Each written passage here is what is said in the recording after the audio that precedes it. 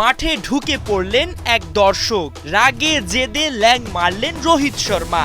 অল্পের জন্য বেঁচে গেলেন সেই ভক্ত, কাঁধে জড়িয়ে ধরলেন বিরাট কোহলিকে। এরপর নিরাপত্তা রক্ষীদের ব্যঙ্গ করে নাচলেন কিছুক্ষণ। মেলবোর্ন টেস্ট যেন রূপ নিয়েছে সার্কাসে। মেলবোর্ন টেস্টের দ্বিতীয় দিনের খেলা, প্রায় ৯০,০০০ দর্শকের ভিড়ে খেলার উত্তেজনা তখন চরমে। এ সময় হঠাৎ নিরাপত্তা কর্মীদের চোখ ফাঁকি দিয়ে মাঠে ঢুকে পড়েন এক দর্শক। এ দেখে দৌড়ে এসে সেই দর্শককে থামানোর জন্য ল্যাং মেরে ফেলে দেওয়ার চেষ্টা করেন রোহিত শর্মা, কিন্তু তাতে কাজ হয়নি। অল্পের জন্য বেঁচে যান সেই ভক্ত। এতে রাগে লাল হয়ে যান রোহিত।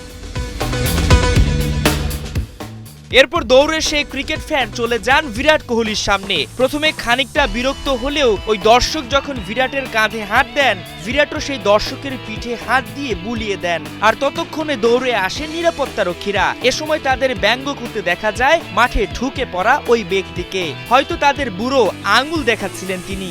অবশ্য তাতে বেশিক্ষণ বাহাদুরি দেখানোর সময় পাননি ওই দর্শক। একঝাঁক সিকিউরিটি এসে টেনে হিঁচড়ে নিয়ে যায় তাকে। আর এমন ঘটনায় প্রশ্ন উঠেছে, এত আধুনিক ক্রিকেট স্টেডিয়ামে নিরাপত্তা নিয়ে কি করে একজন দর্শক মাঠে ঢুকে পড়েন? মাহমুদুল হাসান সজীব, একাত্তর।